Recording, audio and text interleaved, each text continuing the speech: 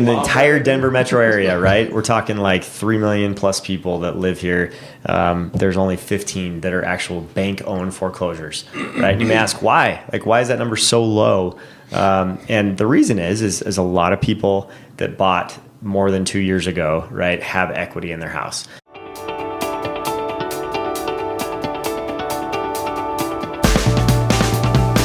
All right, welcome back to episode 71, where we're going to talk about where to find foreclosures and the truth about foreclosures in Colorado. Are they a good deal? Are they not a good deal? Do they even exist?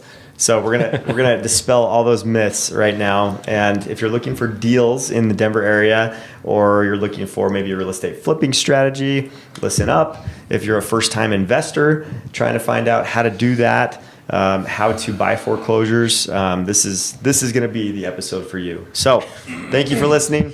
But don't oversell it too much. Yeah.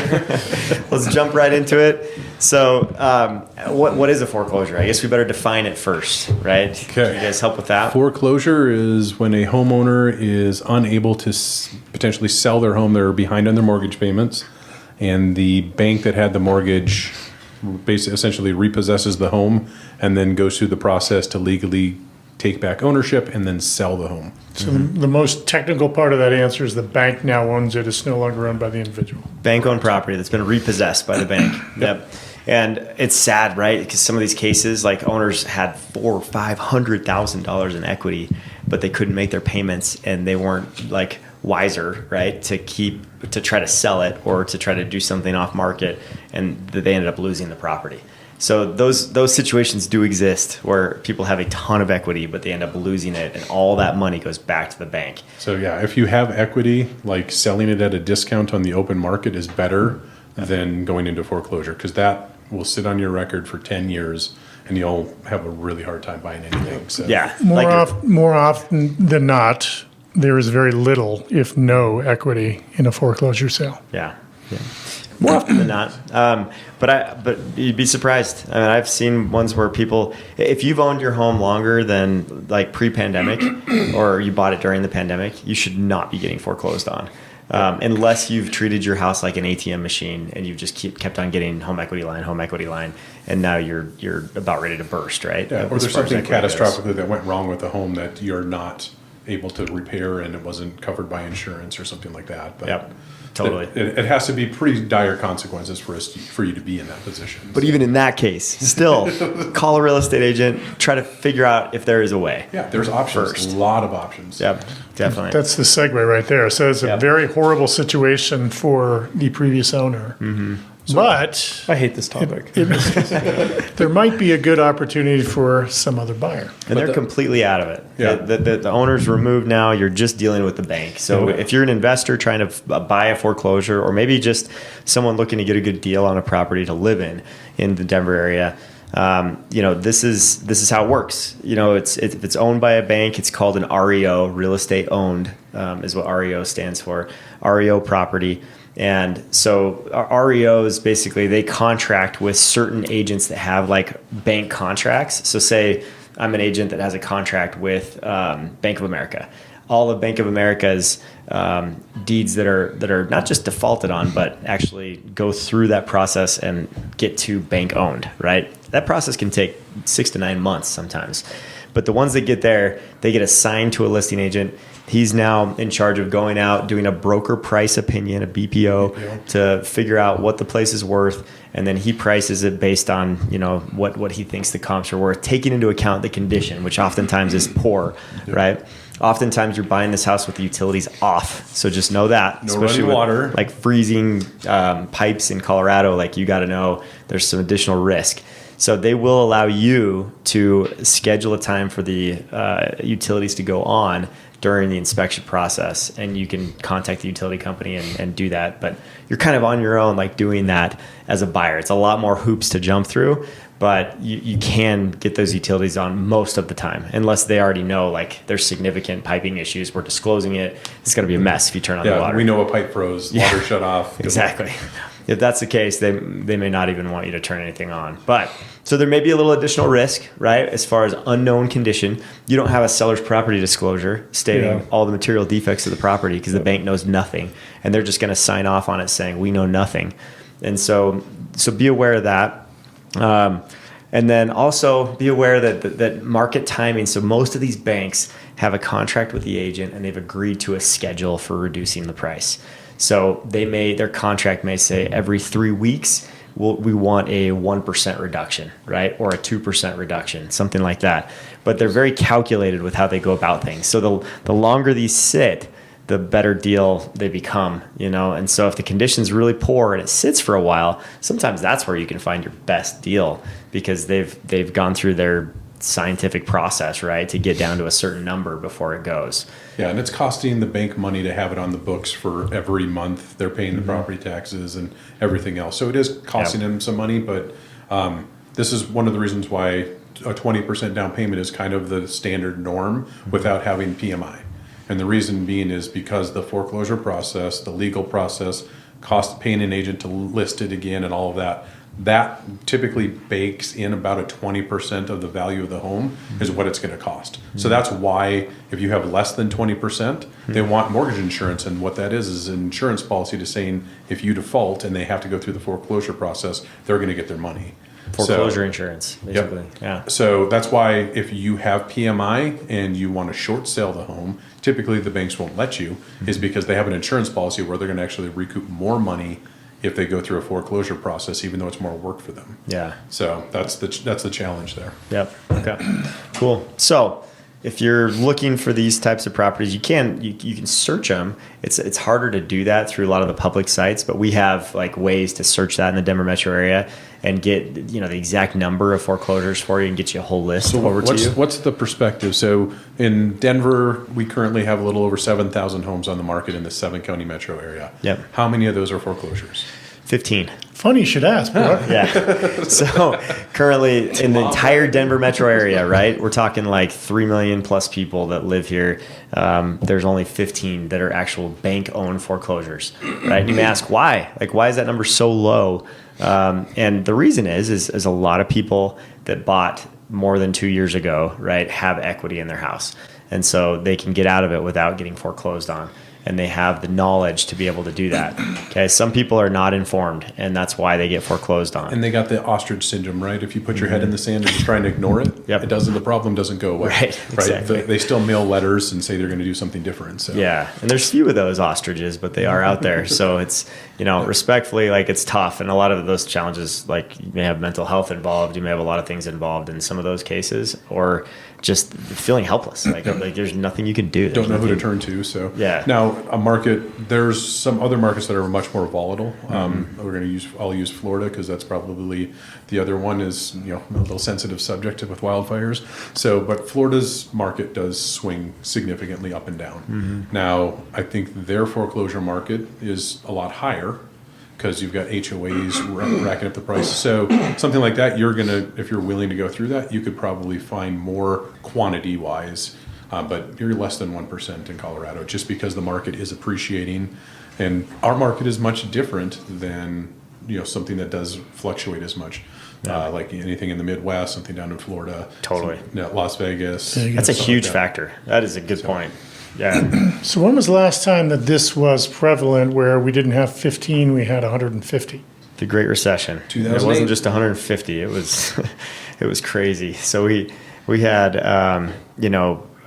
I actually worked in Utah for 2 years after graduating from college, and they were one of the foreclosure leaders in the country when I was over there in 2010 and 11. So what did the percentage look like of total foreclosures to total homes on the market? If we're 15 to 5,000, 7,000, what was the percentages like then? Yeah, so during that time, during the Great Recession, a lot of these markets that were high on the higher end of foreclosures, it was like, I don't know the exact foreclosure number, but the distressed market was about 35% of the market overall. So distress being foreclosure, short sales. Foreclosures, underwater on their mortgage. Behind on payments, Yeah. So something that's going to push. That was a rough time. I mean, the ownership like equity percentages were terrible, where we're living in a time right now where the ownership percentages like of equity have never been better in the US. We're in a very good time right now as far as that goes. So it's the complete opposite of what we went through during the Great Recession. That's a great question as far as the insight goes. So finding them can be tough because they're so limited. And when you buy them initially, when they first hit the market, remember that broker just did a price opinion, which is similar to what he would do if he was a listing agent for anyone.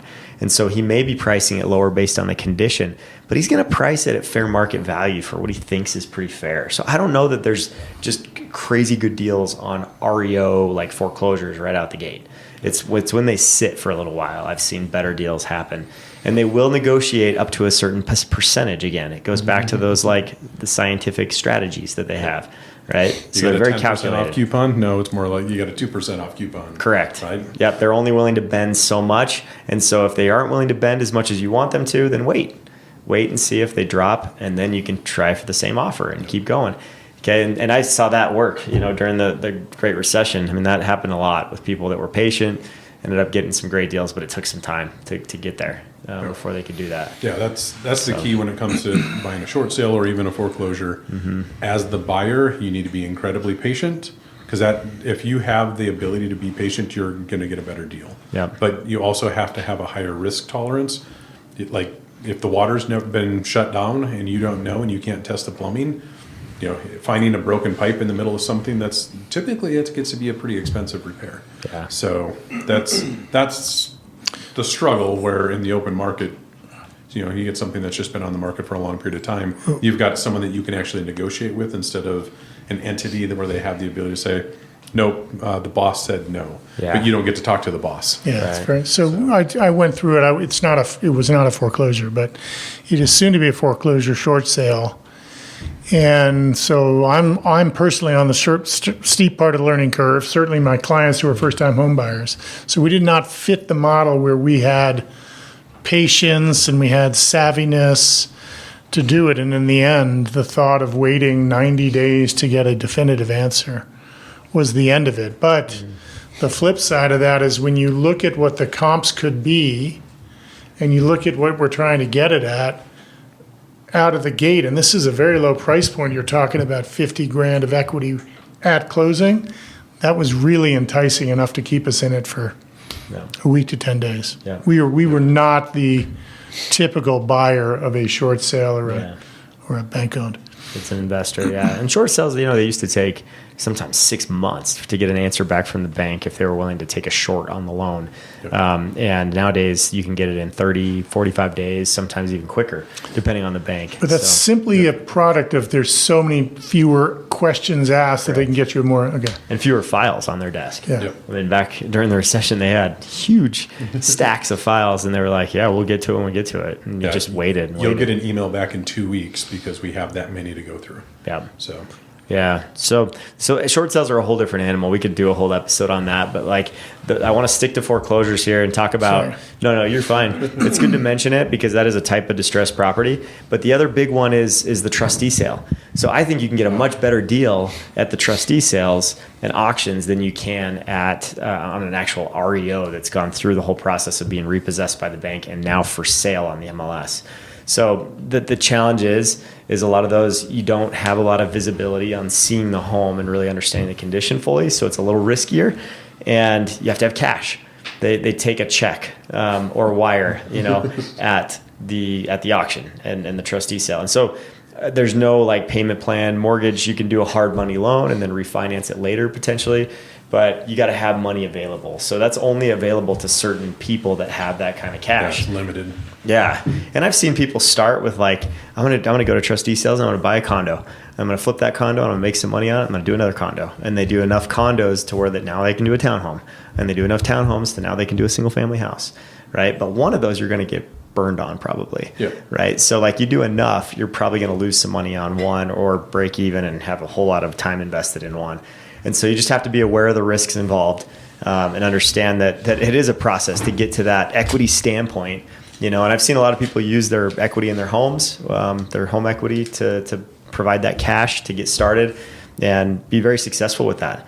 because it's at a lower interest rate. Right now, you can get a home equity line for 8% and borrow that money compared to 14% on a hard money loan.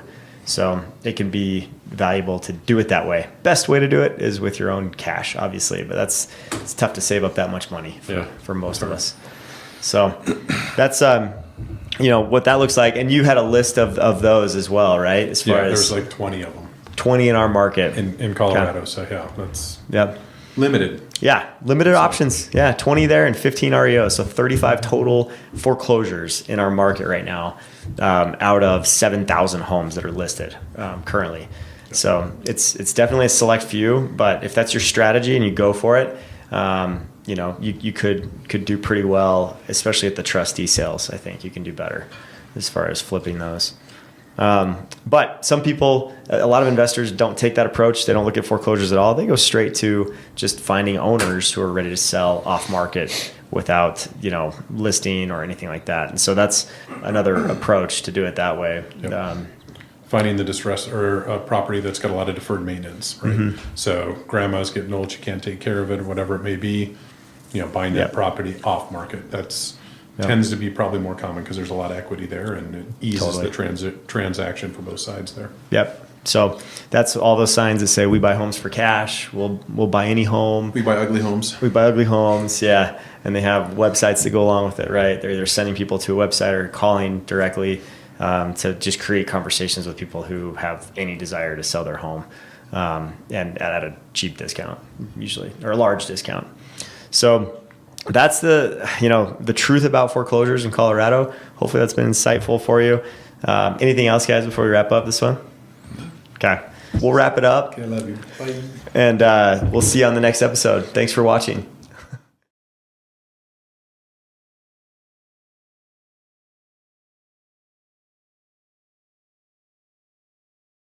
So if you have enjoyed what you're listening to and you'd like to hear more, make sure to press that subscribe button so that you can not miss out on any more episodes that are coming up. And also check out all of our contact information is below. You can see us at the dreamsmithteam.com to look up more information about our team and our history and all of the members of our team, and see contact information that you can reach us if you have any real estate needs. See you next time.